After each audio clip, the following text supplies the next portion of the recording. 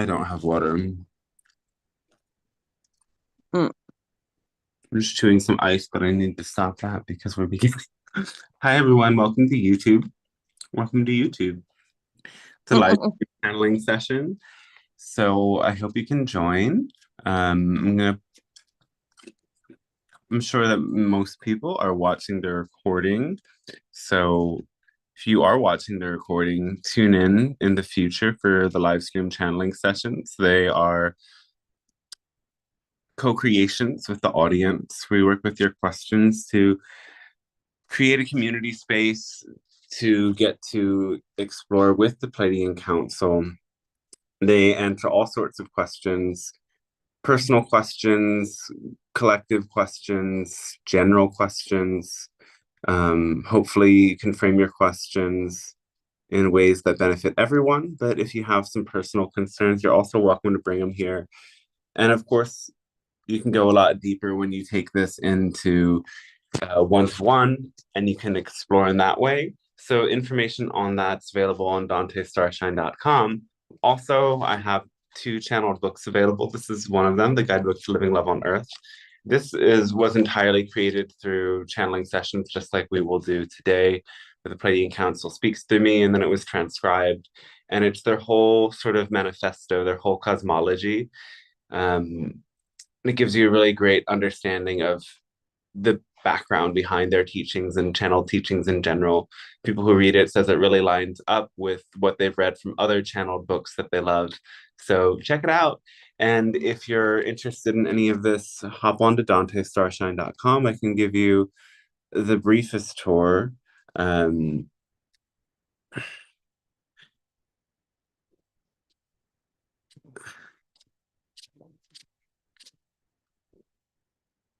dantestarshine.com and sign up for the email list. That's the most amazing part, where you will get up to date when the live stream sessions happen. And on the drop down, there's so many interesting things. Guidebook to Living Love on Earth is the book. A new book is coming out soon. Book a session slash contact gives you all the ways that you can contact me and hop on to a session. There's a calendar as well, and these sessions are done via donation. If you want to support the streams and happening in whatever ways you can, it's really appreciated, but not necessary. All of the information is there on the website. I apologize to anybody who was in the stream yesterday that didn't have their questions answered at all. It was probably bad timing on my part because there weren't that many people that were up for it and have to read the questions. So we didn't really get to include them. And it was sort of like a rushed experience. And my apologies for that. So I hope it doesn't happen again. But in any case, we're here now and now today. So I hope you enjoy the stream. And as always, make sure you're muted when you're speaking and when you're not speaking, not when you are speaking. And that keeps the stream flowing and without disturbance.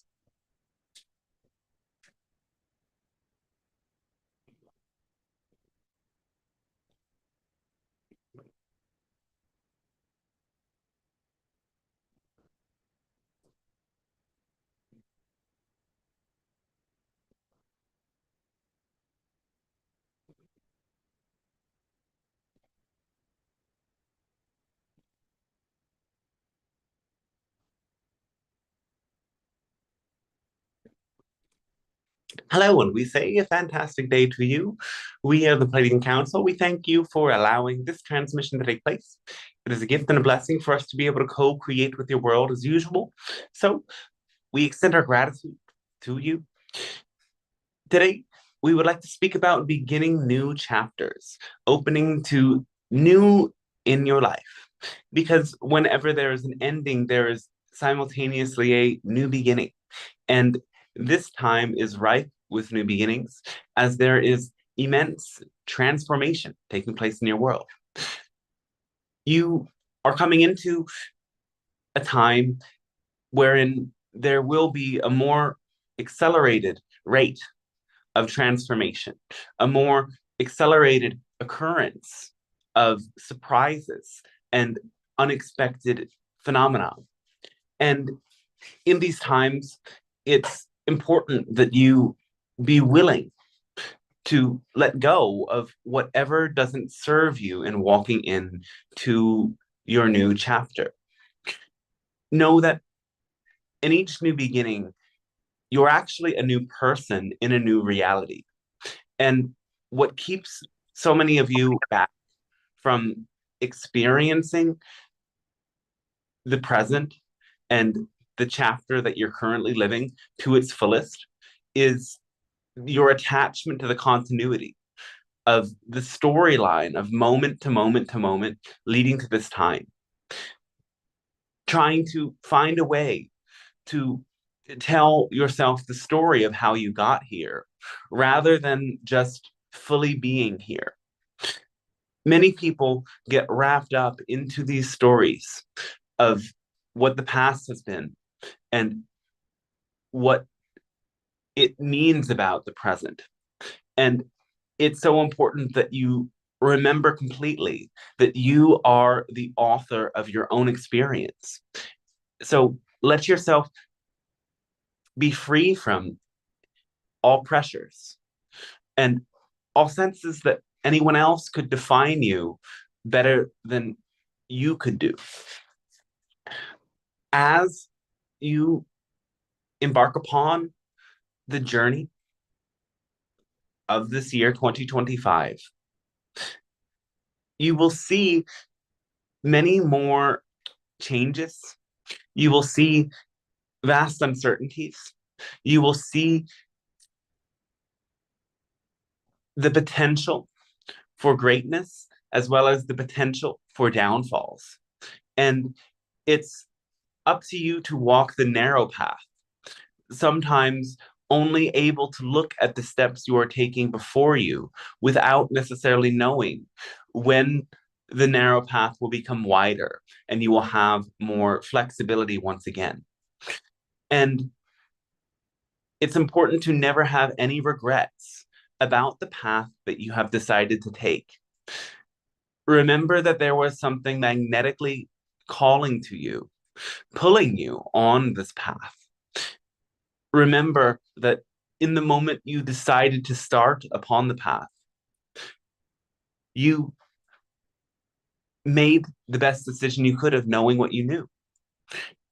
And whether or not this path leads you to the destination you wanted to go on, this path is the path that is there to teach you, that is there to show you, that is there to be the perfect mirror reflection for you of all that you need to learn in order to move forward. So embrace the path. Embracing the path means that you also embrace that the process is the purpose. When you rush upon the path to get to your destination, you don't appreciate the path and you don't take in all of the energy that's there for you. In fact, when you are rushing to the destination, you tend to pick the quickest path rather than the path that truly serves you the most, which often tends to be the scenic path, the path that allows you to appreciate each step that you walk. That's why you're here, to appreciate, to enjoy, to allow in the love of Source in the moment. Your purpose is to be who you are. We've said it time and time again. And we'll keep saying it because this is the core message. Your purpose is to be who you are because when you recognize who you really are and you shed all of the definitions that are not you, all of the stories you've internalized about yourself, all of the limited perceptions that keep you disconnected from the one, from the great spirit, from love, you start to recognize the innate connection to your higher self that has always been present. And that connection becomes stronger and stronger. And a great channel opens up within you that allows source energy to radiate out from your heart in a way that inspires others without any of your effort. At first, you learn the tools to become naturally connected to source energy and channel it. And once you've mastered this, the process of channeling that energy becomes effortless. The highest vibrations of source simply emit from your being without you having to do much other than stay connected to presence and stay connected to your heart here and now. This effortlessness will be a redefining factor of what it means to live upon your new earth. Indeed, we cannot give in to any of the fear-based stories that people have at this time about different paths that your collective is on. You have to recognize that within every challenge, there's hidden positives, and within every blessing, there's hidden negatives. And the path of evolution for personal life and for collective life is often a back and forth between extremes that gradually evens out to bring you to the path that you're really supposed to be on. So you have to trust that in all the disruption, there's a purpose behind it that is going to shake out the resistance, shake out the fears, shake out the, we would say, jadedness from the collective to catalyze a great inspiration that leads to all beings naturally being more of who they are. If we can impart to you anything today, the most important thing you can do for the collective, for the universe, is to be who you are, because that's why you've come here. So let that be what defines your new chapter. Let that be what defines the new steps you are taking in your life. Let it be a journey of shedding what doesn't feel relevant for you anymore with gratitude to be more fully the being that you feel yourself to be now, today. There are many brave souls walking a path of total authenticity. And this authenticity actually creates a trigger for so many people. So many people are not living authentically, and instead they are playing out the stories that they have learned. Anger and fear keeps them judging others who embody this radical authenticity, projecting labels and stories and ideas onto others that are actually only reflective of their own fears. So, in order to walk this new chapter in the clearest way, you need that energy of courage to transform your fears, to be accepting of who you are, the world you're in, and your role in it. And in this way, you will be magnetically drawn exactly to the right place, right time, right people to play the role you're meant to play in this grand process of collective awakening. We thank you for allowing us to share this message with you. And now, how can we be of assistance to you with any of your questions, comments, musings, and inquiries, beginning whenever you would like?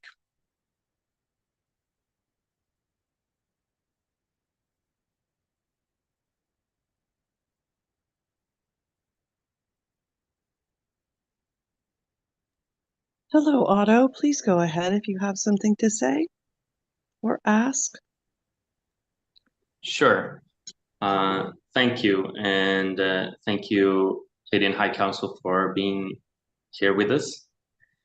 Yes. I was wondering if you wanted to share a little bit about some of us sometimes get stuck in patterns of being stuck and seeking perfectionism instead of perhaps taking actions in regards to our passions and projects and that which we are excited about. I was wondering if you could talk a little bit about how we can approach that sense and we can move forward in the direction we want to go and stay focused.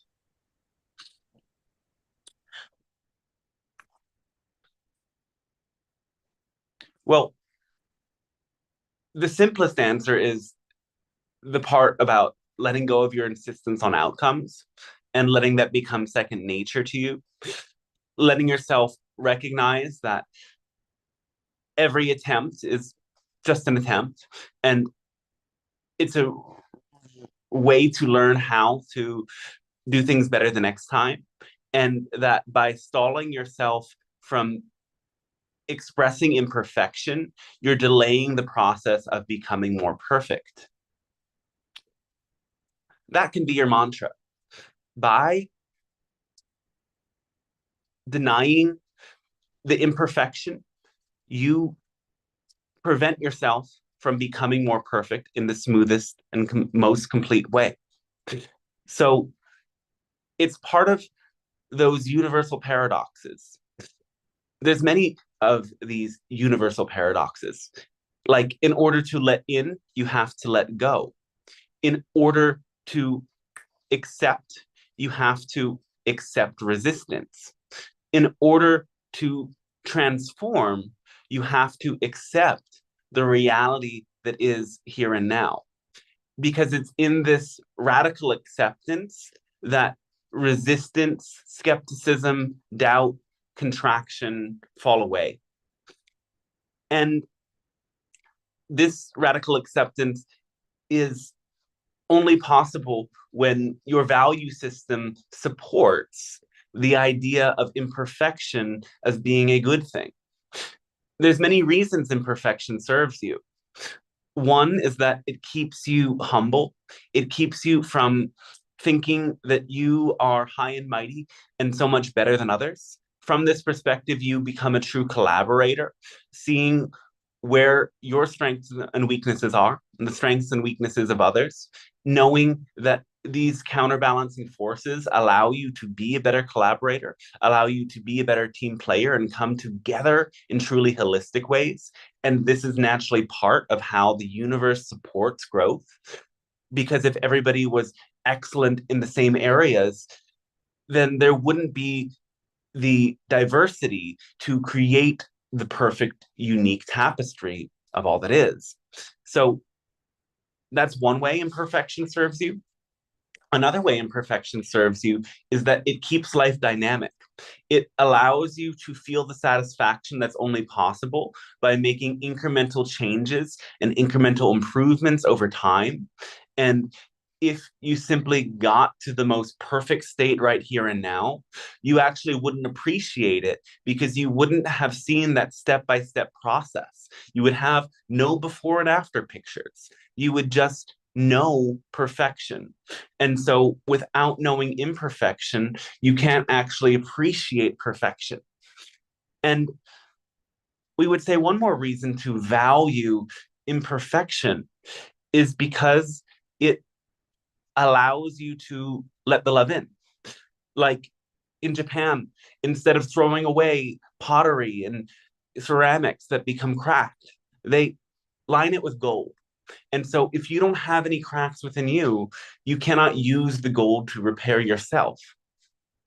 The process of healing and restructuring is a revitalizing process that brings depth to life and brings out the unique character in every person. So again, you have to celebrate these imperfections.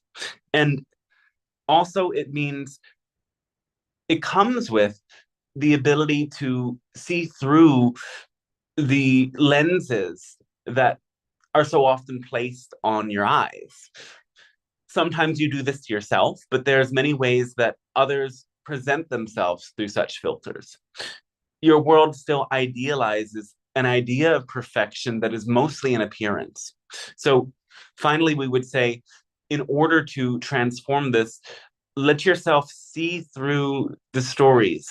Many of the people that you assume to be perfect are just human like everybody else. And sooner or later, that side of them that is flawed will show itself.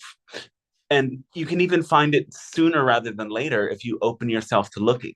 Remember, recognizing the flaws in a magnificent being doesn't make them any less magnificent. It only makes them more real.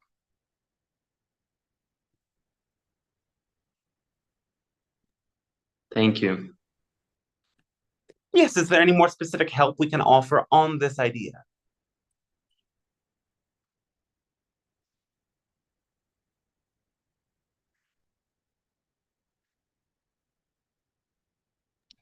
I will sit with it for a few moments and may come back on the topic All right. shortly.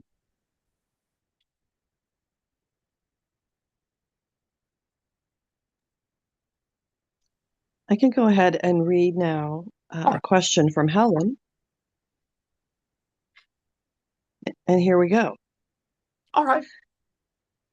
Recently, and hello, of course, my darlings.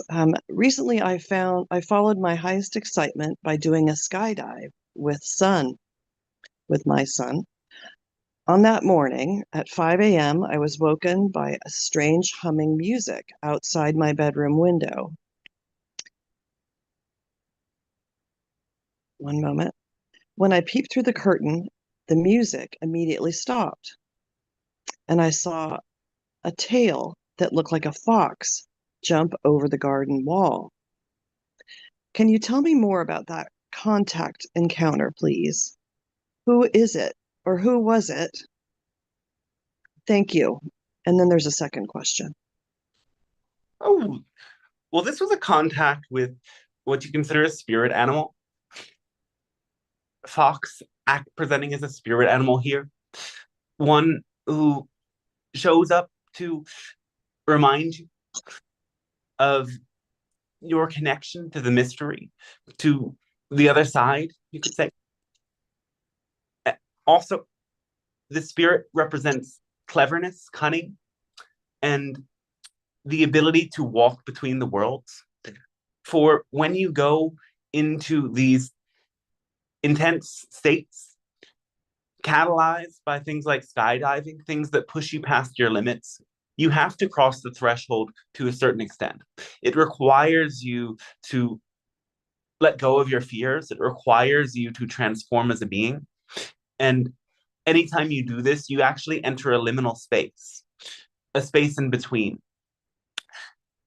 The more adept you get at entering the space in between physical and non-physical realities, the more powerful you will become as a creator.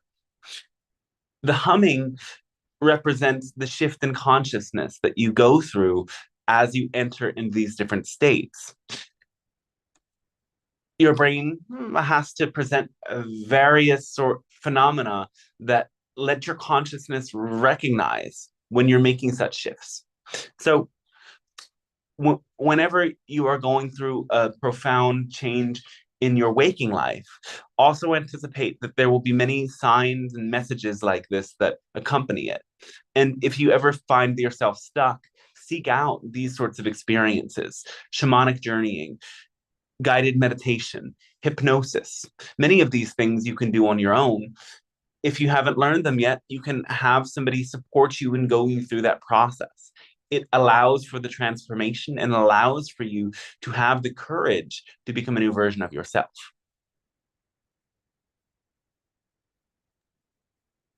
Beautiful. And flowing right after that is the second question. I've also followed my excitement by going for a quantum healing hypnosis session in order to know more about my ET encounters and dreams. And the therapist said I was the only person she had ever had that she couldn't hypnotize. I have also had an unsuccessful past life regression. Why can I not be hypnotized, even though I'm excited about going?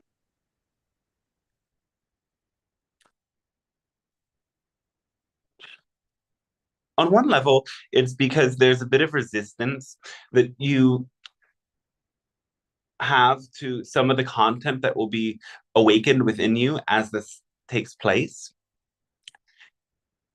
There are certain past life memories that might be very riveting and moving, and you will only have the ability to unlock them when you're in a stable enough place.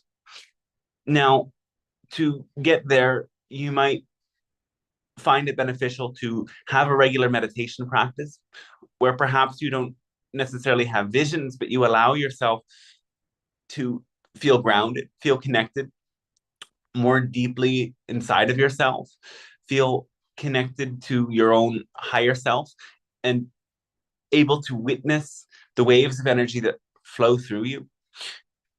You also may be attaching to expectations of these experiences being deeply visual, and there's actually stronger psychic senses for you. So you may benefit from working with somebody who knows how to support you in creating a more sound-based connection to these states of consciousness. That might mean hearing messages. It might mean hearing subtle sounds and cosmic vibrations. For this reason, sound healing might be a very powerful way for you to get to explore altered states of consciousness and maintain them. So experiment with using sound in various ways. Perhaps it's listening to some guided recordings, or yes, recorded shamanic journeys and so on. Or perhaps it's working with a sound healer to activate those states of consciousness within yourself.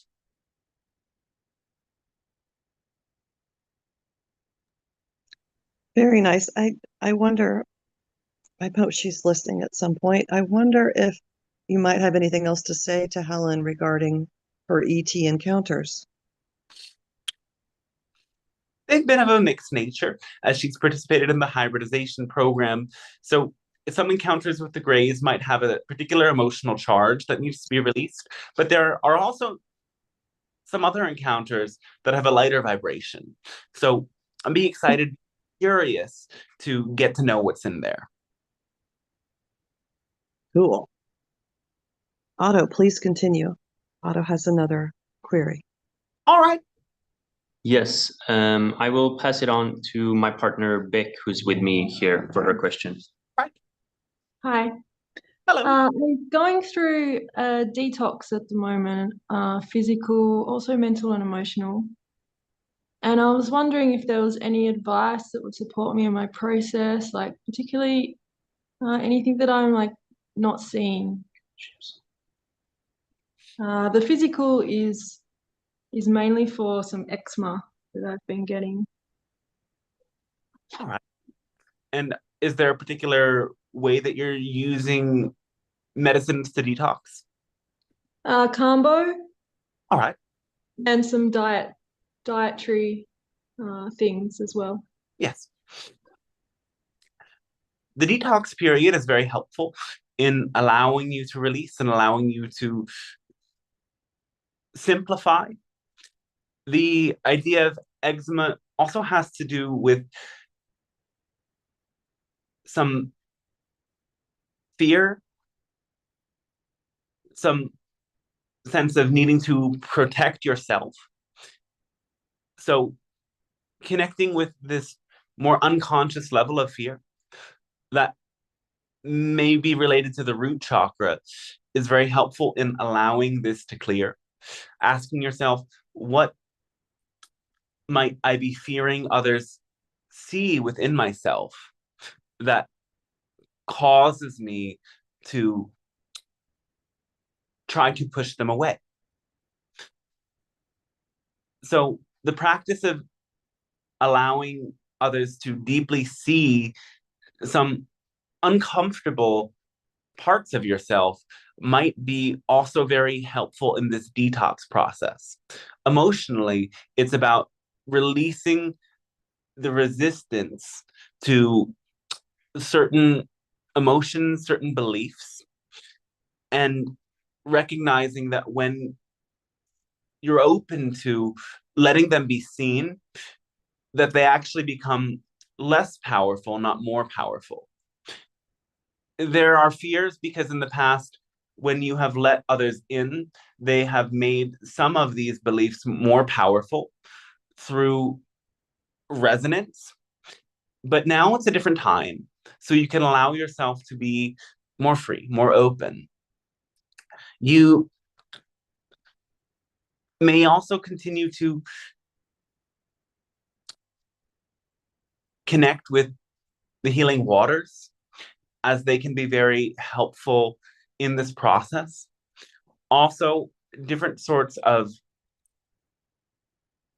aids in detox, like bentonite clay, might be helpful at different stages of the process.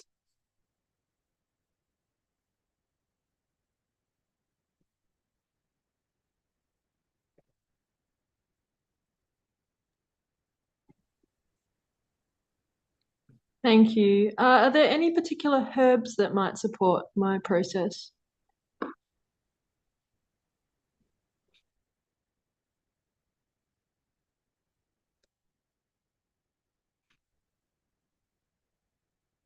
One moment.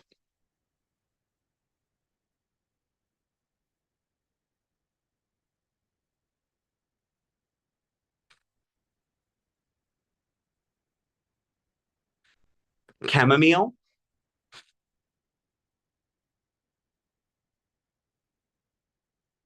jasmine,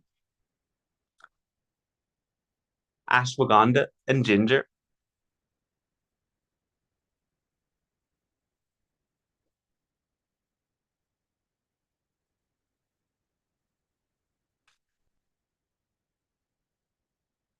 Though there are many others that you are already intuitively drawn to that are indeed helping.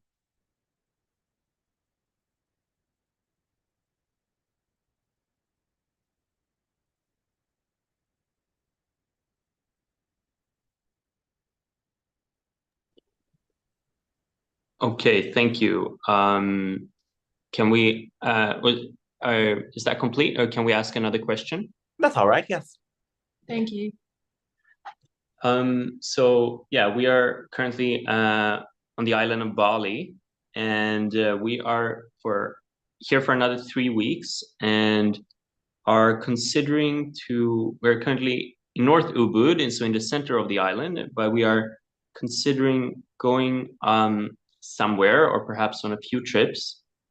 And we were wondering if there could be any hints around kind of which direction that could be supportive for us, or even a particular places.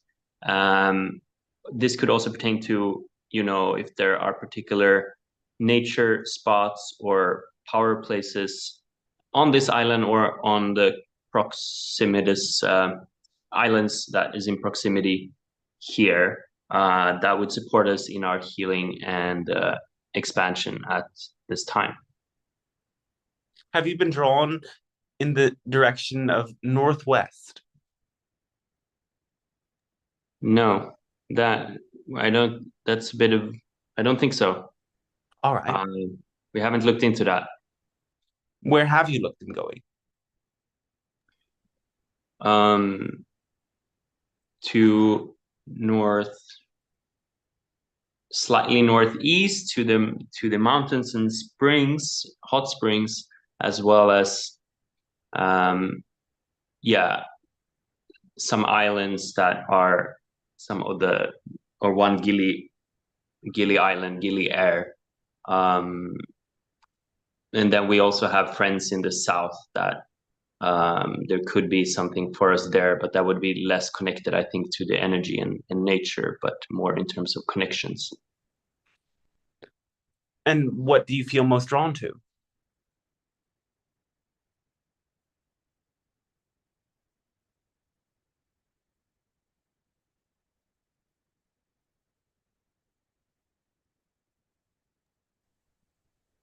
It feels like there is some kind of natural spot or area, or like spot with nature that aren't fully perhaps in our awareness, but that could be supportive. But yeah, we are considering the mountain and the springs, but yeah, again, we're not sure.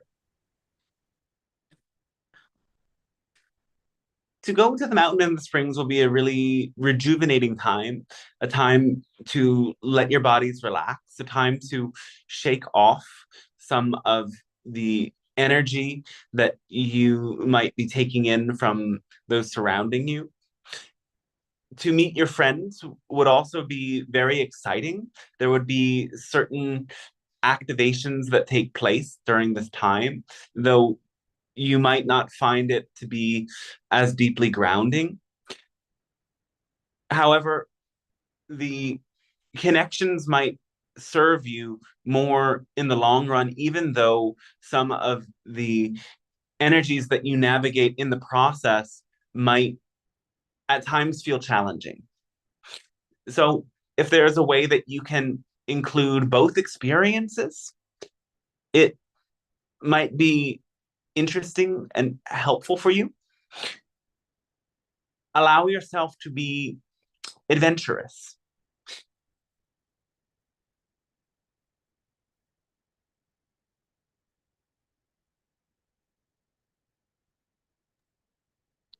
Thank you. Yes.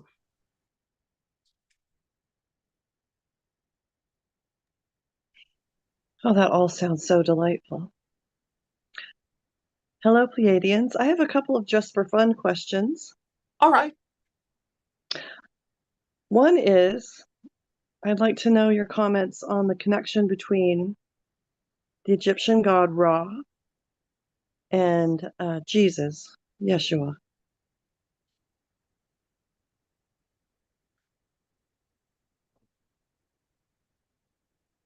They both connect with this idea of the energy of the sun, the cosmic force of the sun that presents itself through many different archetypes in your mythologies. The solar consciousness is deeply connected to the collective higher self of humanity, you could say, as it is this sun that sustains life and causes the earth to spin, literally. And this energy directs you towards connection to the Great Spirit itself, to the light that manifested physical reality.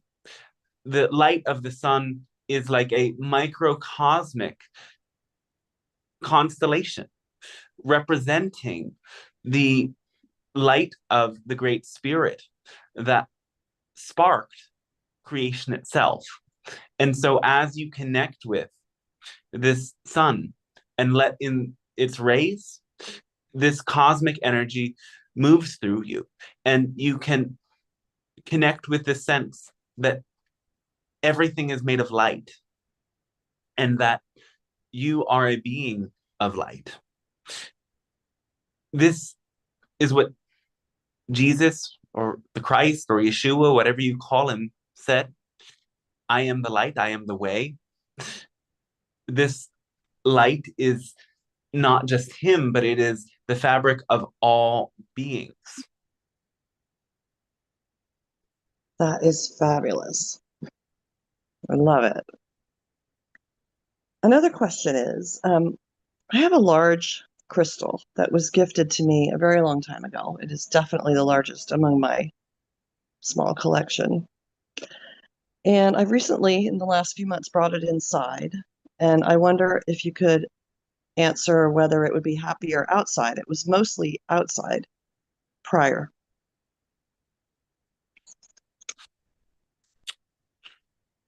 It's happy to be in connection with you, whether it's inside or outside. It's certainly picking up a charge from the outer environment, so it doesn't hurt to keep it there sometimes, though it's also good to have it an eyes shot so that you're exchanging energies with it frequently. Wonderful. And lastly, from me, my dreams have been coming a little bit more vivid lately, and I had some really extraordinary ones last night that involved a being who I did not know, a young man who, it was very sexy. I mean, it wasn't a sexual dream, but it was like uh, it felt like a strong sexual connection. It was a very interesting dream, and there were some others along with it, but I just wonder, because it was so vivid, if I was perhaps in another timeline or yes, I guess that's my question. the sensual energy that wants to awaken, that you've perhaps put some time, dedication into putting down, suppressing. This energy seeks to be activated to an extent again within you. So it shows itself in dreams to help you connect that way. That makes sense. Thank you kindly. Yes. I love you. Oh, we love you as well.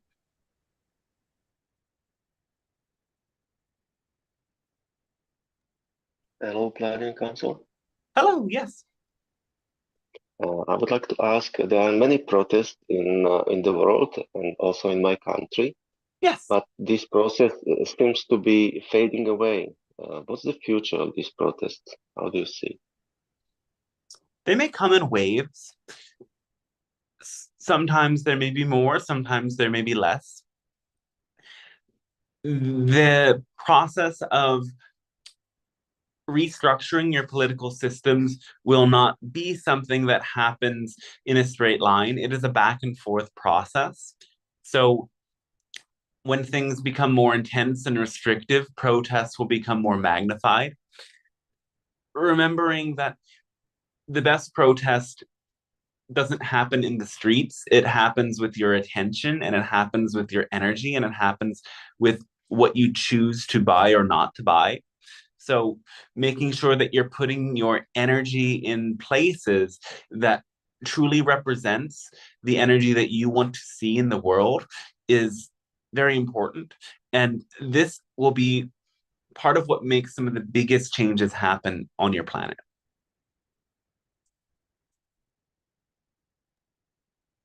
Mm-hmm. There are some efforts to have peace in Ukraine. How Yeah. do you see these efforts and the further steps in this conflict?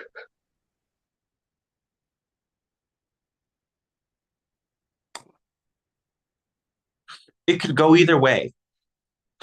There will inevitably be a period of more peacefulness, but whether that leads to another escalation or not has yet to be determined. Is there any chance it will be resolved soon? Yes. In the short term, things are looking more positive, but in the long term, there might be more ways that Russia attempts to gain more power.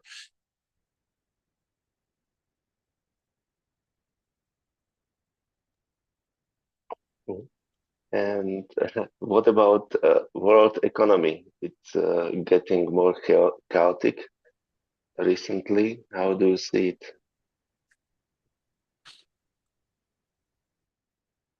Potentially implosive.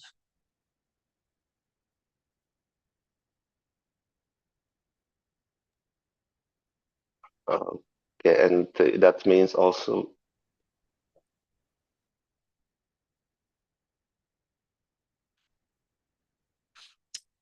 You're on the edge. Basically, there is a massive manipulation taking place. This is a manipulation that the elite are attempting to play out as a way to restructure their own assets.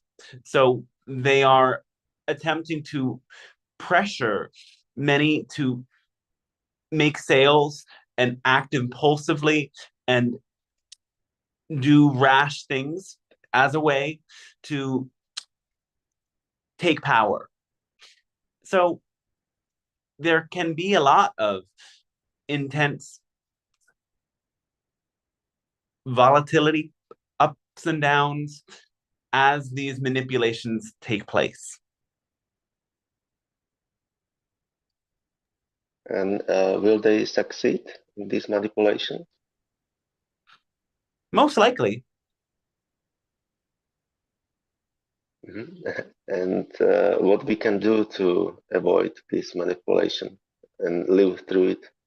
Don't act on your emotions right away. Allow yourself to find inner stability. Allow yourself to have greater trust. Recognize that your true needs are beyond money, and that there are ways to thrive that don't involve money. Stop confusing money with well-being and prioritize what allows you to feel nourished, nurtured, connected to others, and healthy.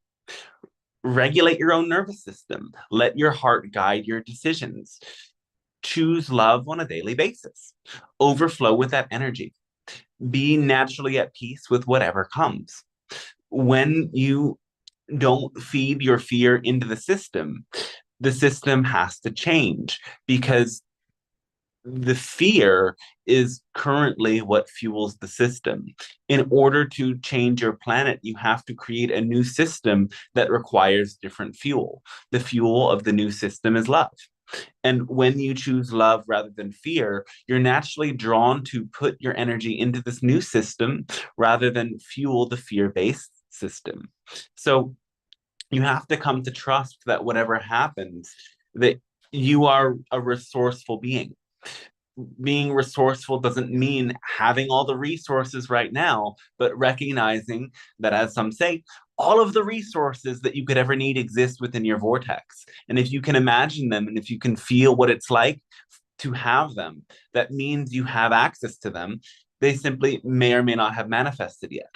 When you can connect with that vibration of knowing those resources are out there and they are there for you, you will be in the vibration that allows you to attract what you need when you need it, regardless of what's happening on the political stage. So having that trust allows you to direct your energy to what's more meaningful and not play into the fear.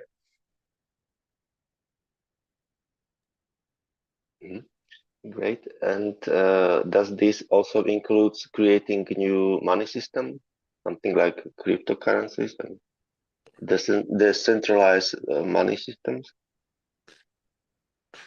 Well, cryptocurrency can benefit some. It's generally also a way for those who have already accrued capital to get more money based upon others' losses. So you have to recognize that those who are already wealthy are far more advantaged when it comes to playing this game. So Bitcoin is an example of an asset that is more or less trustworthy as a long-term investment. The other cryptocurrencies are substantially less trustworthy as a long-term investment. Recognize the thin line between investing and gambling, and that yes, there's the potential to protect yourself against inflation, but again, if you fall into the trap of being completely guided by your emotions and letting your fear influence your decisions, you will lose at that game. Beyond that, we would say that this is a game that doesn't really create meaning and impact the collective in a vastly positive way. It's really just a game. The best way to accrue abundance is by creating real value. When you accrue abundance upon games that others inevitably lose, you're participating in a karmic cycle where some gain, some lose. And it's not really a collaboration, it's a competition. And that vibration is reflective not of the new earth, but of the old earth. Inevitably, however, what you're saying that about cryptocurrencies, about the decentralization, is beneficial. To take power away from centralized banks is beneficial. So that isn't to say there is not some positives within this. As a part of the collective awakening process, cryptocurrency is serving its purpose. Though that isn't to say it is a completely good and positive thing, for there are many shadows within it that many don't see, accept, or embrace as real.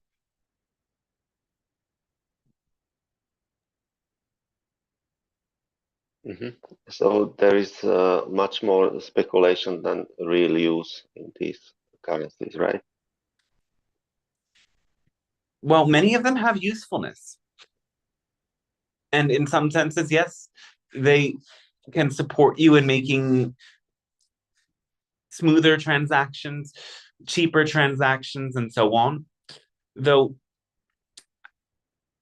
yes, as we're saying, it's a speculative game more than it is something that is serving all participants, in the sense that both winners and losers in games learn lessons. Yes, from that perspective, everybody's winning, everybody's gaining something. Though at the same time, because it is a game that causes some to suffer and others to prosper, it is not reflective of a balanced new earth. It is still reflective of the old world that you are emerging from. However, it is a way of transforming certain aspects of that old earth and allowing for a new one to be born. Nonetheless, again, what we're saying is that it's not black and white. It is a very complex experience. And have no insistence on particular outcomes. Remember, if you play the game, that's the key. Have no insistence on a particular outcome. Recognize that you're learning a lesson from it, and that lesson is the intrinsic value within it. You may or may not get the other expressions of value you are seeking, but when you can be appreciative of that intrinsic value, of learning lessons, of seeing things in new ways, of transforming your own belief systems, then of course that experience will benefit you. Though, should you start to feel anxiety, fear, pressure as you get involved in this, that's a sign that your insistence on outcomes is getting involved and you're not in the balanced state to be able to see the lessons you're learning. So having no insistence on outcomes also implies what so many say as rule one in any sort of investing: don't invest anything you're not willing to lose. Because when you recognize where you're already at in terms of your beliefs and in terms of your attachments, it's much easier to not put the pressure on yourself of testing your insistence. Mm-hmm. Okay, and how would you see, or what is the future of trading, of the cooperative trading that is beneficial for all? How it should work?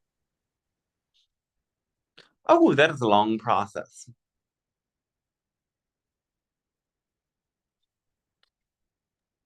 And can you shed some details about it? Not at this time. Well, the basis of the changes that need to take place is the end of exploitation, because so much of the capital that is generated is built upon the backs of those who are impoverished. And in order for it to be equitable, there has to be a change in how resources are traded. Because presently, many countries, what you call the global south, is exploited without getting equal trade in return for all of the resources they provide. And this base level, systemic level of inequality creates a tension, a darkness in the global financial system. So creating a new system has to mean being truly ethical and truly renewable in how energy is extracted. The system in place in your world is, remember, based upon a logical impossibility. Endless growth in a system that does not have endless resources is not based in reality. Therefore, you're living in a fantasy collectively. And sooner or later, the fantasy has to be exposed for what it is. And those are the times that you are living in.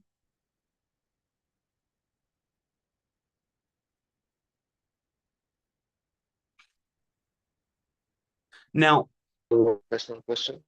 we will say in relation to this that Okay, please continue. you will start to see the actual end of the system that you're currently in at a certain point, wherein the wealthy class, we're not saying the 1%, but not the lower end of the spectrum either. People who are not filthy rich, but are well off, stop benefiting. Because again, these are the people that most enable the system. These are the people that choose indifference, because even though the corrupt politicians choose this or that damages the environment or damages others or so on, they benefit from it. However, with the current trend, the choices politicians are making are gradually over time only going to serve the interest of the elite 1%. And when it becomes absolutely clear that they are only self-interested and their decisions have led to a complete destruction of the fabric of society, then people will start to change and transform.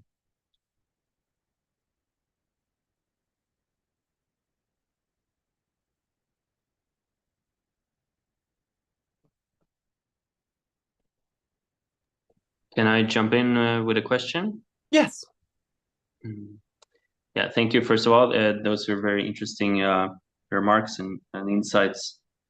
Yeah, I have one sort of more collective question, and then if there is time, one more personal as well.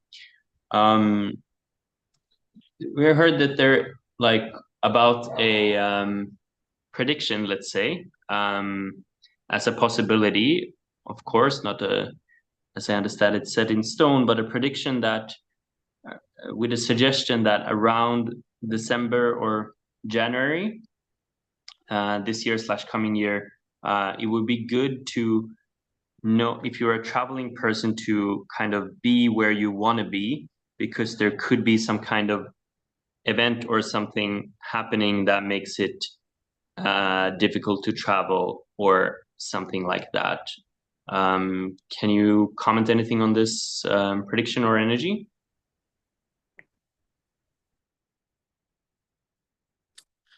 Yes, there is the possibility of another such event taking place over the next year. December or January is a fluctuating timeline. The event itself is also dependent on many different energies. So we would say this is an impetus to simply be where you want to be already. Allow yourself to not endure any situation that doesn't feel completely in alignment for you. The timeline is absolutely in flux, because as you move into these more refined energies, there are many more factors that influence things. And the collective vibration is continuously shifting. So enjoy the journey. And yes, make sure that you choose always what resonates most in terms of where to be. Cool. Thank you. So yeah, this perhaps could be also helpful for others, but yeah, in relation to what was discussed before, and yeah, these potential travels within Bali that me and my partner have, something that's coming up for both of us with that idea is that we have the idea also that we want to be productive and keep working on our projects and move forward with our offerings, etc. And yeah, so there's a little bit of not feeling clear of how much we can allow ourselves, so to speak, to go on these trips while being here, or if the timing is also important to be grounded in one place and get into a routine where yeah, we can take those steps in our projects. So yeah, do you have any comments on how to find the clarity, discernment and balance in regards to that? Well, can you make doing this work a dedicated practice, something that you perhaps spend 3 hours doing every morning? It could be different. It could be a different amount of time, a different time of day, but can you commit to making it a routine even amongst the traveling? Yeah, that's possible. I may have some ideas of that in the past that has been difficult for me, but I could see that working, or that could worth to try. Not difficult for you. That was difficult for a past version of yourself, because right here and now you have the power to define who you are. You're a different person. So remembering that, allow yourself to take what you know now and cherish the benefits of having a routine in that way. Knowing that that's something that's grounding for you. It's a practice that stabilizes your nervous system to be able to choose to do the same thing every day and work towards incremental progress rather than sporadic energy going here and there.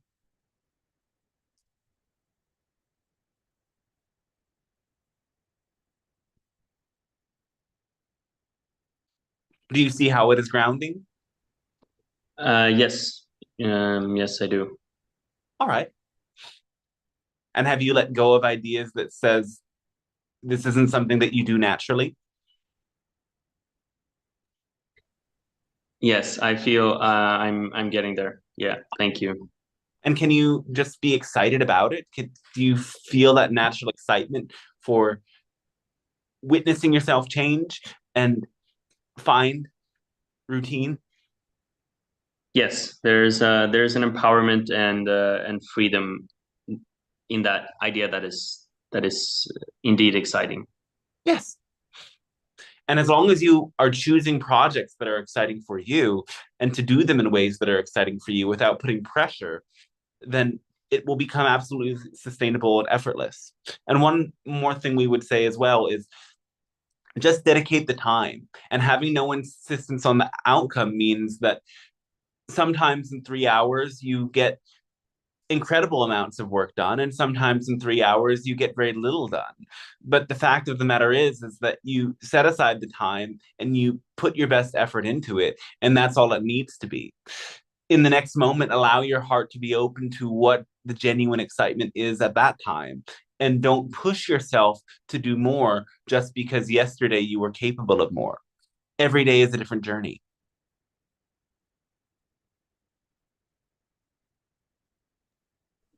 Thank you very much. Maybe one last question here. I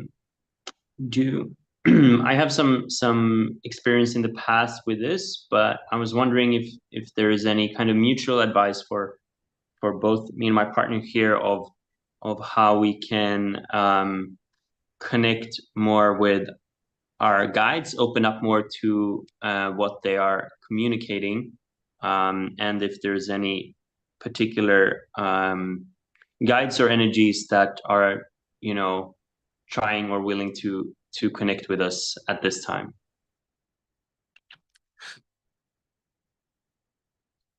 Well, the best way is to set an intention and then create the space to connect with your guides. Setting the intention is clear. Focus on what sorts of guides you would like to meet and what sort of interactions you want to have. Is the purpose for healing? Is the purpose for knowledge? Is the purpose for insight in a particular area? Allow your intention to be clear, then set the space. That could mean a meditation. It could mean hypnosis. It could mean a shamanic journey. There's many different ways to explore. And then as you tune in, focus your awareness on your inner experiences. Remember that as your guides reach out to you, there's many ways and many channels that they have access to you. The first of which is the realm of sensations and subtle energies that can mean you feel waves of energy activating at your heart chakra or at your third eye or crown as they establish a psychic connection with you. That can mean these sensations travel through your body. It could mean colors appear, visual images appear, memories surface. It could manifest as whispers in your ear, the beings sending you messages. Sometimes this voice sounds very similar to the voice of your own inner monologue, and sometimes it takes on a different quality, though you will know the voice is one of these guides because it has that depth by then documenting or journaling about this experience in some way, taking notes, drawing a picture, telling a story about what you've learned. You allow that information to further cement into your being so that you can integrate and remember the experience and continue to go deeper. Oftentimes, when you need your guides most, they can appear in dreams. Of course, without your,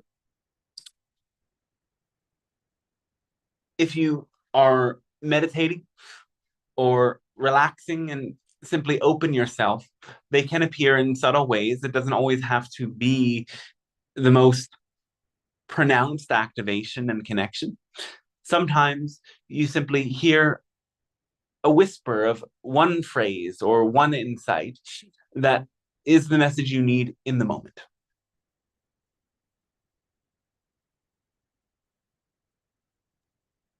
Thank you very much. Yes. May I have one more question, please? All right. Recently, I have discovered that I have much more strain and nervousness and pressure in my jaws and my chewing muscles in my mouth and teeth. And I can release it, that's okay, but it doesn't last very long. So I'm wondering what's behind it. Fear, and to a certain extent, anger. These are powerful emotions to explore, to allow yourself to feel. You can gradually release this over time by coming to address your nervous system, recognizing that this is an automatic response that happens when the nervous system is stressed by these fears. So physical movements like yoga, exercise, swimming can be very helpful. Working on your nervous system through massage, through the sauna and cold plunges can be very helpful. Body work like Reiki or other modalities such as craniosacral therapies can be very helpful. Self-massage. Bring your hands to your jaw and thoroughly massaging and releasing the tension can be very helpful. Pranayama can be very helpful, especially the one called the lion's breath. That involves taking a deep breath in and exhaling through your mouth and stretching your mouth open and your tongue out. This is a mudra, a position of deep surrender and release. As you breathe in, bring your awareness into the fear, into the anger, into the resistance that you feel. Allow your body to be tense for a moment, and as you exhale, consciously expel this energy. Visualize it leaving through your mouth and through the tip of your tongue and being transformed. Do this again and again. This is a very powerful way to continuously release and shake out these energies that get stuck and accumulate within you. Also, because it's coming to the mouth, it has to do with the idea of expressing something. The mouth is this channel through which you express your feelings. So it has to do with the idea of not having the right outlet to express the feelings. All that we have mentioned so far helps you to get into the state of balance that allows you to feel these emotions without being overwhelmed by them. And then the idea is allowing yourself to fully express them. And you might find waves of release through crying, through yelling, through cathartic sobs, perhaps out in the forest, surrounded by trees, in a space of great silence, where you know you are safe and not judged. These releases of energy over time allow you to let the tension go. Though you have to get very much in touch with what beliefs are causing this fear.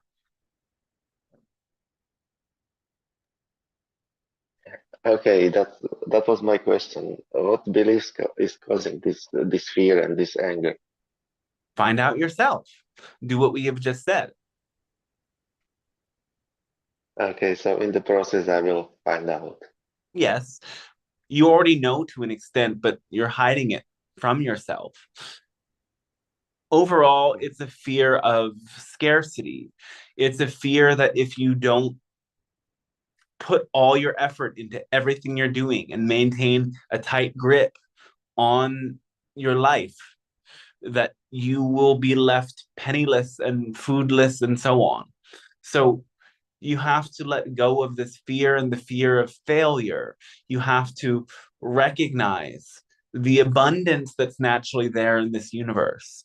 And this abundance is very present to you when you feel the energy of the forest around you, when you feel how the natural world is missing nothing and it naturally sustains itself through the interconnected web of life. In an individualistic world where everyone is taught that they have to be the best version of themselves and be the complete master of their lives as an individual, independent from others, you fall out of the natural consciousness of interconnection. And beings who don't receive this conditioning trust in interconnection. The animals and the plants and humans who don't live in this modern industrial age know that everything is connected, and the fear that they feel is only a momentary experience. The nervous system tenses, and then when the threat dissipates, the nervous system releases. But because you have conditioned yourselves to think in terms of individuals fighting for themselves, the feeling of threat never goes away. So the process is continuously training yourself to recognize the threat is imagined. I am safe. Life is providing for me, and I am safe. So you can only realize this when you release the energy that's blocking you from knowing it and trusting it in your cells.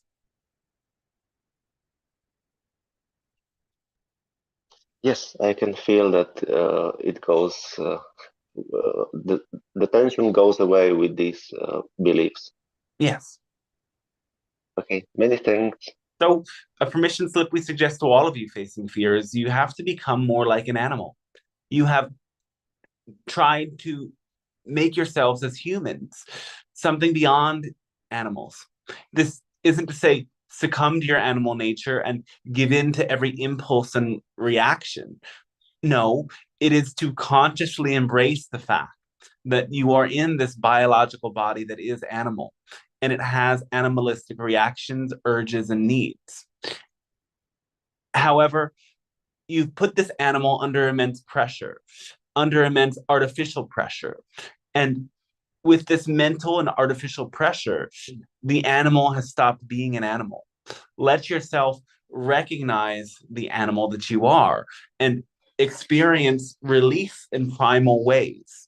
Let these energies move through you. Let yourself feel your instinctual nature. And this will allow for many of your fears to fall away.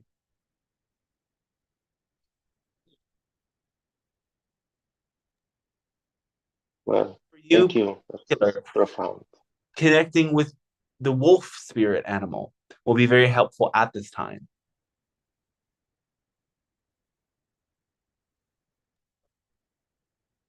Okay, good to know. Yes, have fun with that. Okay, Otto many has thanks one. again. Excuse me, I'm sorry. Otto has one more question if you feel comfortable fitting it in. All right. Hi, it's Beck again. Hello. Hi, Beck.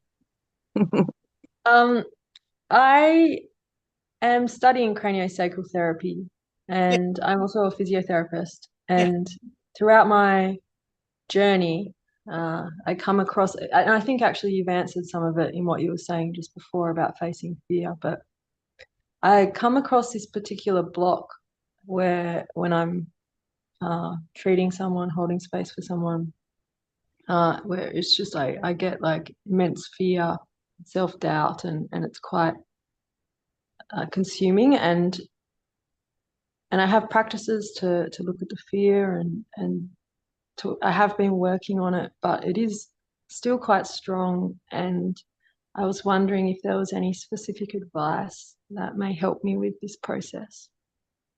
Is there a trigger for this fear? It's a feeling, it's usually when I'm feeling like I'm supposed to know what I'm doing,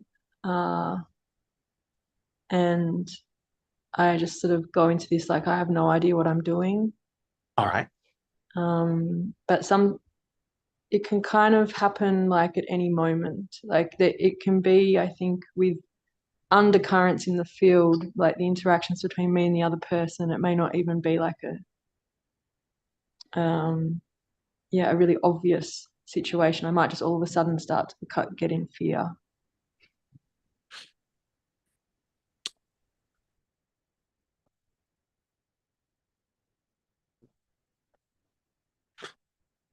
You had an experience at one time that you were responsible, but you felt responsible at least, and things got out of hand and you didn't know what to do.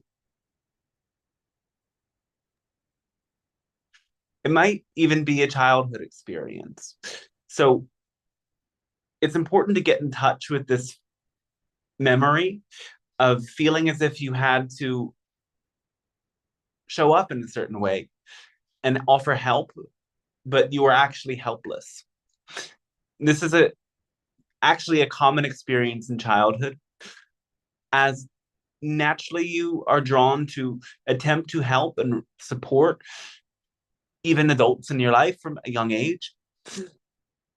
When adults cannot support the child and their own nervous systems are haywire,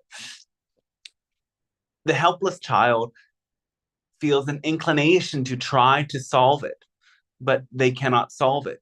So instead, a feeling of guilt, fear, and pressure coagulates and gets pressed into the subconscious. And so at certain times when you're helping people release, that same pressure from the past reemerges. So allow yourself to connect with these early memories, these early times in which you were trying to help, but you didn't even know that you were trying to help or that there was a situation that needed help. Instead, you just felt pressure from the outside and you reacted to it.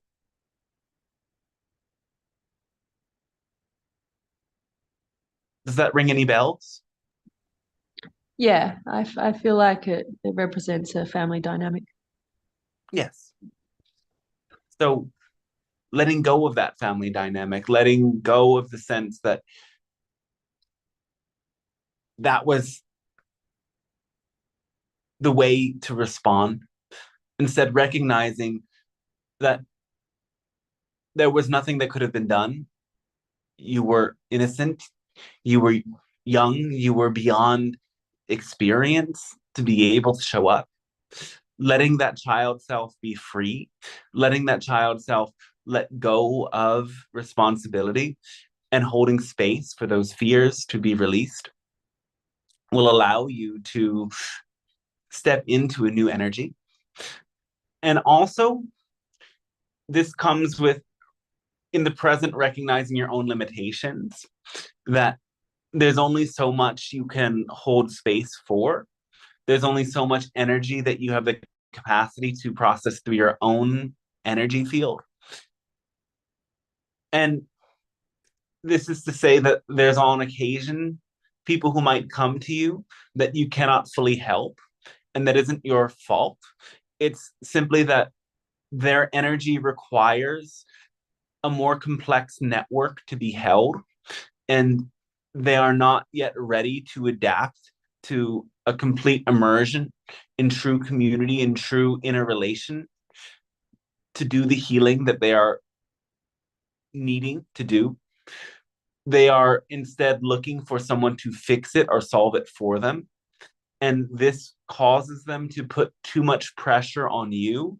That itself, even if it is unconscious or subconscious, can trigger these past fears to surface. So, also in recognizing your limitations, and not that there's something wrong with those limitations, it's simply that the healing process for some individuals is more complex and they are unwilling to do everything it takes. And in that sense, they don't become fully responsible. And there's pressure in that dynamic that is difficult. That's simply part of the work.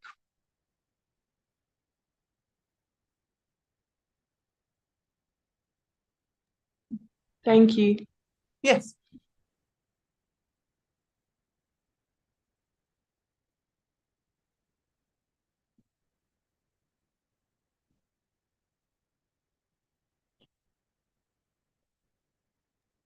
I'm so glad you asked that question. Yes. Would anybody care to check if YouTube has created any questions for us?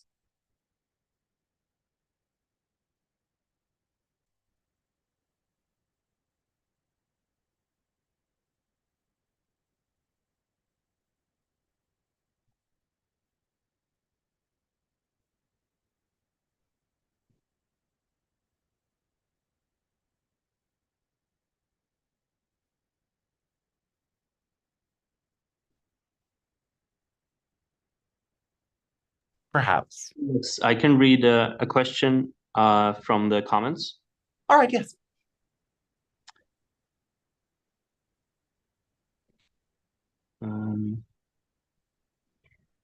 I'm just gonna, I don't know which is the right order, so I'm just gonna start with the first one I see here from Tado. What are the quickest ways to recover from a cough or cold in the early stages? Rest. Also, you can enjoy supplements like ginger, echinacea, tulsi, turmeric. These are all very beneficial. Making sure that your body is warm and cared for. Hot baths, or even the sauna, if you have access to it in a private way, can be very helpful. Generally, when the body gets a cold, it's important to rest. Your body becomes sick when you need time to introspect and turn within. So, accepting the process and choosing instead to enjoy relaxing and restful moments can be very helpful. When you're cold, again, seek the heat. That means, again, heating supplements and herbs, heating activities, and creating a space to connect with the inner warmth of self-compassion.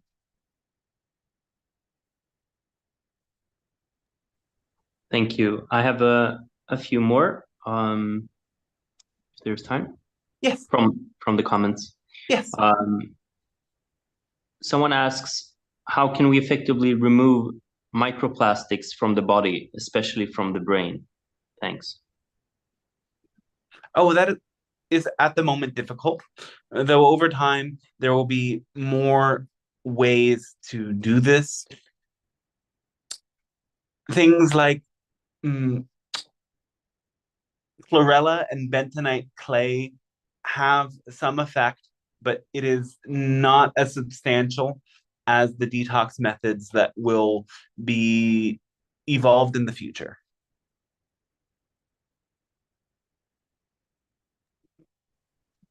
Great.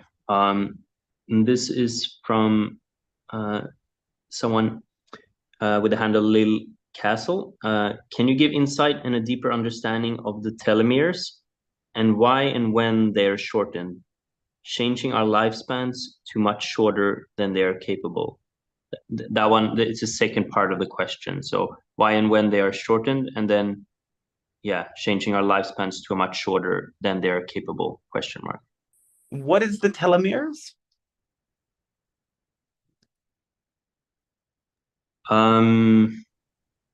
Oh, Are we getting this correct?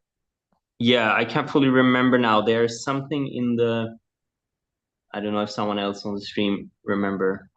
There's something in, yeah, telomeres. Yeah, right, telomeres. I think that's, yeah, there is something close to that that exists in the cells or in the DNA or something, but I don't know the exact word for it. Perhaps we can do another question and I can see if I can find that. Or if there's any clarifying information they want to offer that could help, yes. So yes, we'll move on at this time.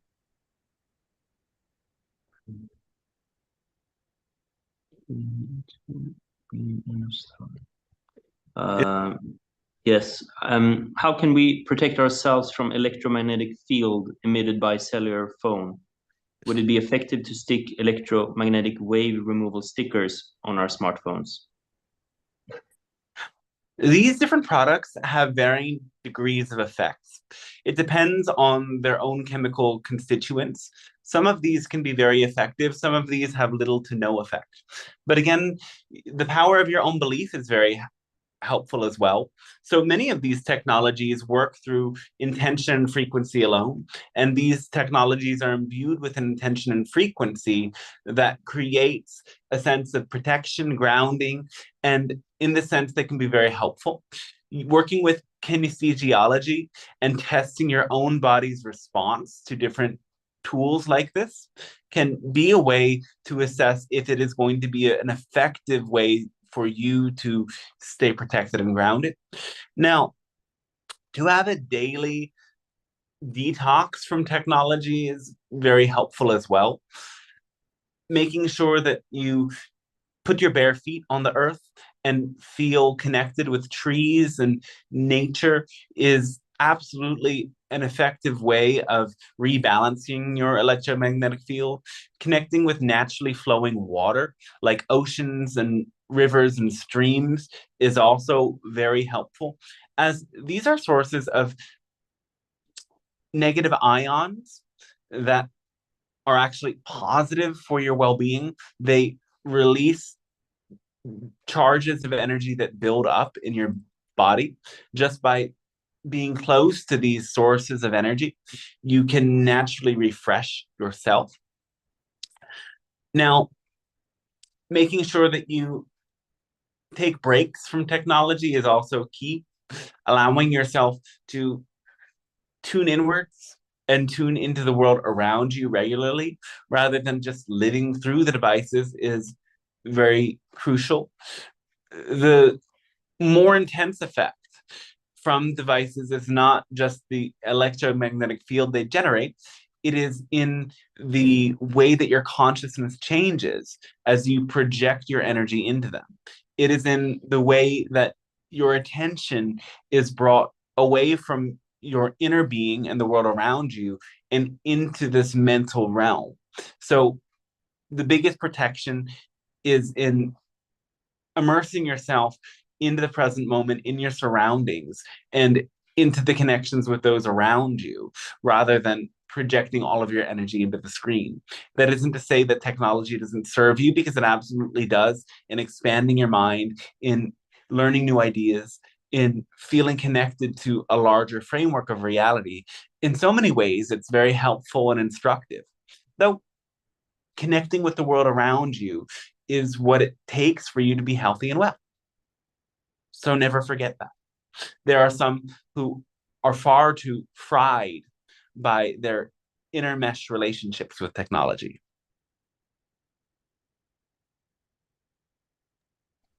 Thank you. There is one other question I could ask from another person, and then I also have, I think, a little bit more clarification of what telomeres are. All right. So it says here that telomeres are protective caps at the end of chromosomes that play a key role in cellular aging and stability. They're made of repetitive DNA sequences and proteins. Yeah. And do you want to hear the question again? Yes.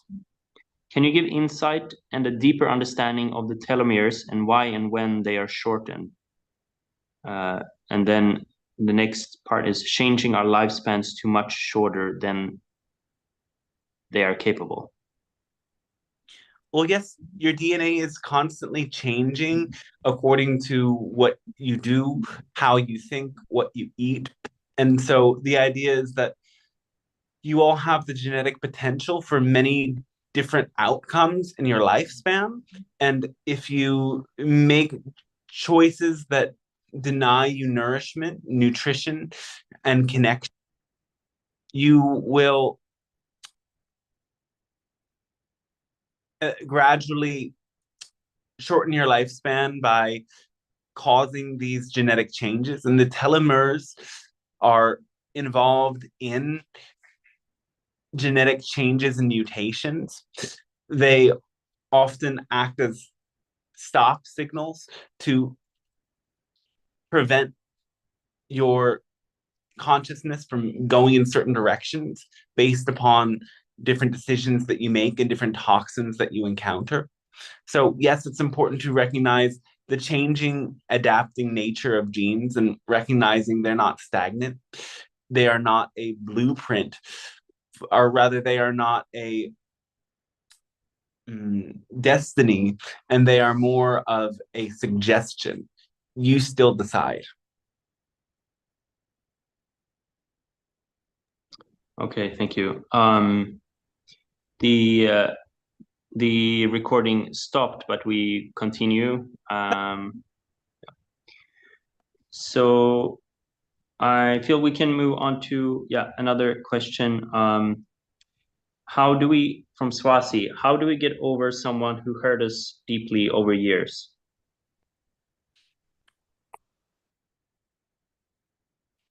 Oh, well, it's embracing the experience that you're having, first of all, and allowing yourself to get closer to those feelings of hurt and betrayal and have self-compassion so that you can heal them, so that you can release them. Perhaps it might be seeing the positives in this dynamic, or positive lessons rather from this experience. Perhaps it teaches you far more about what to look out for and who to trust and who not to trust. Perhaps it teaches you about some of your own behaviors that were involved in this relationship and how to better state your boundaries and better assess others before you trust them and connect with them in such a deep way. Then it comes on to extending that compassion to others as well. It comes from recognizing the trauma and hurt and confusion that is involved in their own behaviors and their own willingness to harm others. So seeing them as hurt people who didn't know better allows you to not villainize them and not wish harm onto them. Instead, appreciating the journey for exactly what it has been. You may also need to create a space to explore the feelings that you have and not make any of these feelings wrong. And that is that extension of that self-compassion. Let it be okay that you feel the way that you feel, as long as you need to feel it. Explore the visions that you have at whatever capacity they manifest. Don't make your own experience wrong, and don't make others wrong. That is the path to healing. And just as much, it involves having healthier relationships. It involves meeting your needs in the moment. You cannot do your healing alone. And it is the love and support from others who act as a counterbalancing force, that act as an antidote to the hurts that you've experienced, that allows you to really, truly move on. So seek out new connections. Don't let the past prevent you from opening yourself up again. When you learn the lessons involved in this relationship, the lessons as to what to look out for and how to relate in healthier ways, you will have the foundation of building new relationships that will be what supports you in completely healing. Great, thank you. And perhaps a final question. This is from the same person. All right, yes. Does God or divinity guide us in our daily tasks and all our lives? Well, that's a personal question. Yes. Does Source guide you? You choose. Do you allow Source to guide you? You decide. Source is inherent in all that is. Source is within you at the core of your being. Your clearest connection to Source expresses through unconditional love. When you feel the presence of that unconditional love at the core of your being, then you know that Source is guiding you. When you act upon whatever activates that unconditional love in your heart, then you are being guided by Source. When you choose otherwise, then you're being guided by the human condition, by your own beliefs. Though from some perspective as well, there is nothing that is not the one. So even in the process of letting your beliefs or letting your ego distract you, at a certain level, Source is still present. Source is present in all experiences. There could be nothing that is not Source, because Source is all that is. It's simply a matter of if you are conscious of the Source or if you are unconscious of it. That answer might not perfectly answer that question, because that question is very vast and encompassing, though we hope it gives you an idea. Source is always present. So in that sense, you could never be apart from Source. Though, are you conscious of that connection, or are you in denial of it? That is where you need to look.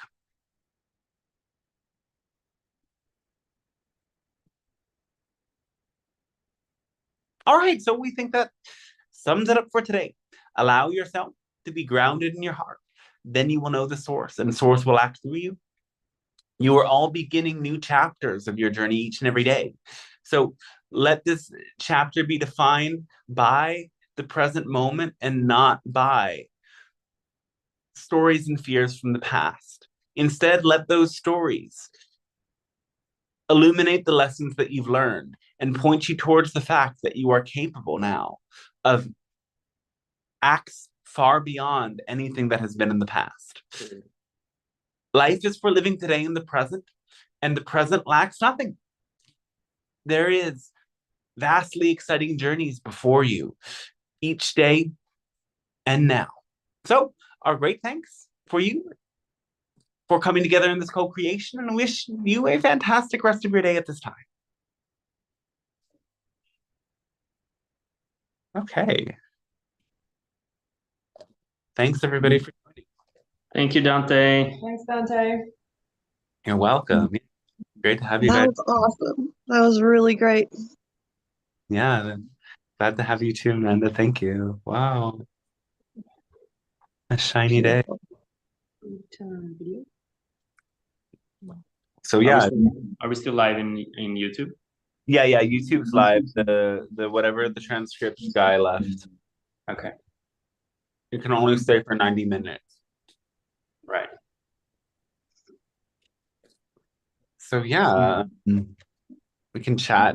Whoever's remaining, chat for a moment at the end if we want. But my little plug, there's a channel book, Guidebook to Living Love on Earth, and there's another book coming out soon. So stay tuned as to when that will be available. DanteStarshine.com. There's also an email list that you can sign up for there, and that will let you know whenever these streams happen. And then you can join and hop in Zoom.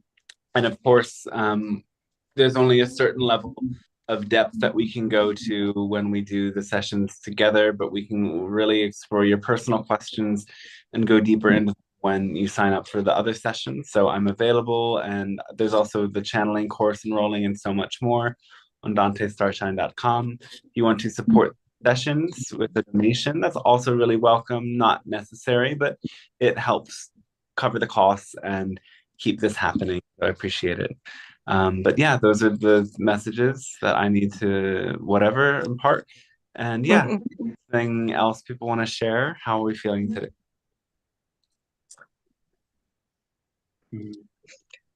Feeling good. That was great. Yeah, really beautiful transmission and energies. Yeah, really helpful with the stuff that was coming through. Awesome. Very. Yeah. When you were saying about donations, what are the ways that people can how can people find how to make those donations? Okay, on DanteStarshine.com, the contact/book a session tab has a couple methods. There's PayPal, US people can have Venmo, and there's also like a Stripe link. Stripe is like a little bit more expensive, but if you only have a card, that's possible too. Yeah, thanks. Thank you. Yeah. I'll probably come to Bali in the beginning of April. So I haven't bought the ticket yet. I'm waiting for the price to drop a little bit, but I'm on the way. Oh, cool. Yeah, I hope to see you here then. We're here until the 13th. Okay, cool. I'll be there before then. Great. Oh, cool. Okay, Yeah. there's like my passport is almost full.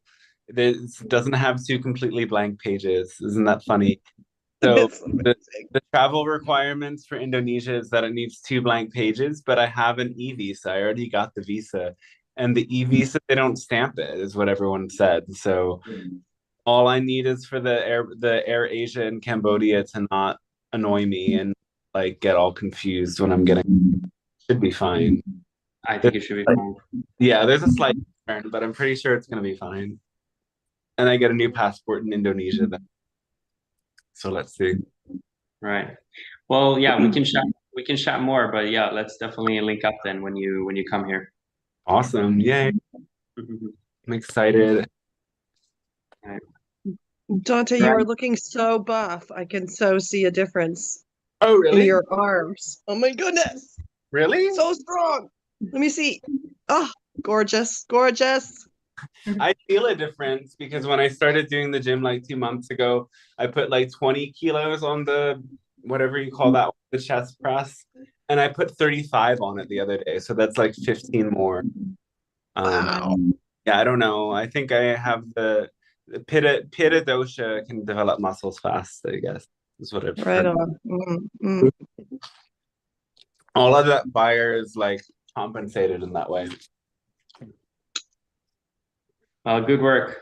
I think we're gonna head off, but yeah, thanks again, Dante and Amanda as well. Yeah, thank you. All the best. Great to see you. Enjoy the sunshine. Thank you. Thank you. Bye. It's rainy. It's rainy here in Seattle. Sunshine's coming. Good. Seattle loves the rain, doesn't it? Seattle loves the rain. Yes, it does. Endless rain. Yeah, with periods of sunshine. Right. Yeah. I like the sun. I like the sun. It's so nice when it's sunny there because it just feels like it's so fresh and clean. Precisely. And it's cool. The air can be cool and the sun is warm, and that is a delight. And that is what spring will offer quite soon. I'm sure Jack will be happy about it too. He'll have more time outside for sure. Mm-hmm.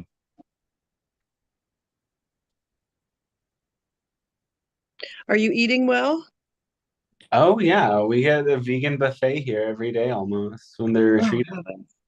So, And lots of good fruit, yeah. dragon fruit, mango, Oh, coconut. oh, Yeah, yums. Oh, nice. dragon fruit. No, I love mango more. Dragon fruit's funny because like when you first have it, it's like, whoa, that's so cool. It's like exotic. And then after a while, it's like, I get why they don't export this, you know? Mhm. Yeah, I could eat mango every day, no problem. And papaya. Some people really don't like papaya. It's so funny when like you meet the people that just hate papaya. It is odd. I've never met anyone who dislikes mango. I don't know if it's possible to dislike mango. I've known people that are allergic to it, but I've never met anybody who dislikes it either. It's such a pity. Yeah, I've been thinking about getting some, and mango and jalapeno has been on my mind lately, the combo. I'm Right. gonna make that happen. I've been eating my veggies though. I not every day, but I did today. So good. Rainbow chard, and red bell peppers and Amazing. noodles. Yay. I love you. I love you. Love you. Love you. Love, blessings, magic, energy. Okay, so see you next time, everybody. Tune in, get on that email list. I'll let you know. And yeah, catch you later. Catch you later.